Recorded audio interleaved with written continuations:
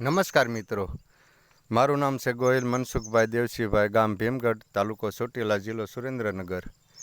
આપણે ગાય આધારિત પ્રાકૃતિક ખેતી કરીએ છીએ 2019થી. તો મિત્રો, આપણે આજે તમને બતાવી રહ્યો છું દેશી જુગાડ કે ફળાઓ ઝાડમાં શાકભાજીમાં નુકસાન કરતી ફળ માખીનો ઉપદ્રવ વધી ગયો છે. તેની માટે આપણે દેશી જુગાડ કર્યો છે. તો તમને વિગતવાર સમજાવું મિત્રો. આપણે એગ્રોમાંથી જાવી એટલે ફેરામેન ટ્રેપ જેવા આપણે ડબલા આપે છે. તો આપણે એવા ખોટા ખર્ચા કરવાના નથી. આપણે જોઈ રહ્યા છો આવા નકામા ડબલા પડ્યા હોય એ ગોતી લેવાના છે મિત્રો. અને જો આવી ક્યુબ આવે છે એગ્રોમાં, જો આ રીત આવી ક્યુબ આવે છે ફળ માખીની. જો આમાં ખાલી કોથળી અહીં લટકાડી છે ને તો જો આમાં ફળ માખી કેટલી આવી ગયેલી. તો મિત્રો, આવી ક્યુબ મળે છે 50 રૂપિયાની કિંમતમાં.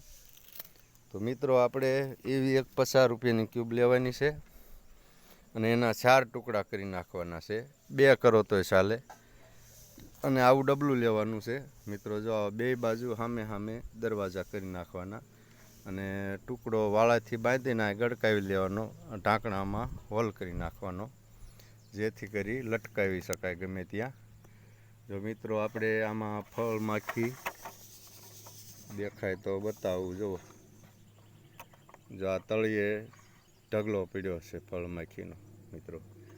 તો આ ફળ માખી રહી નુકસાન શું કરે છે તમને વિગતવાર સમજાવું મિત્રો. જો આ ફળ માખી રહી આવા પોપૈયા જેવા ફળ હોય એમાં ડખ મારે છે. જો આપણે જોઈ રહ્યા છો અહીંયા ખીર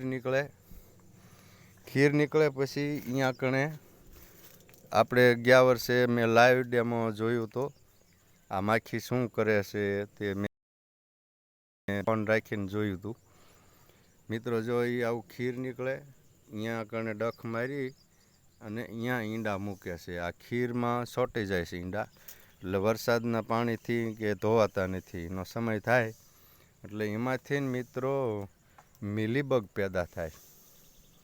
મિલીબગમાં તો આપણે સમજતા હશે, ઉપર આવું સફેદ વાળું હોય.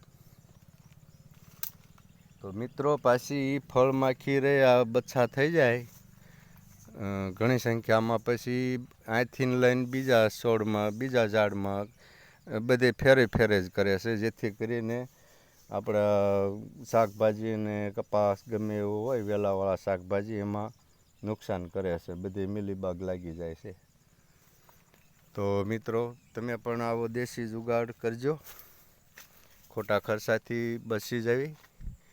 અને આપણો વિડીયો કેવો લાગ્યો, સારો લાગ્યો હોય તો લાઈક કરજો, શેર કરજો, જેથી કરી બીજા ખેડૂતોને આ માહિતી કામ લાગે. તો આપણે યુટ્યુબ ચેનલ છે જય રામદેવ પ્રાકૃતિક ફાર્મ,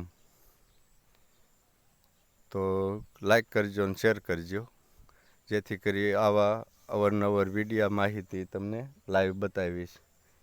જય ગૌ માતા, વંદે માતરમ.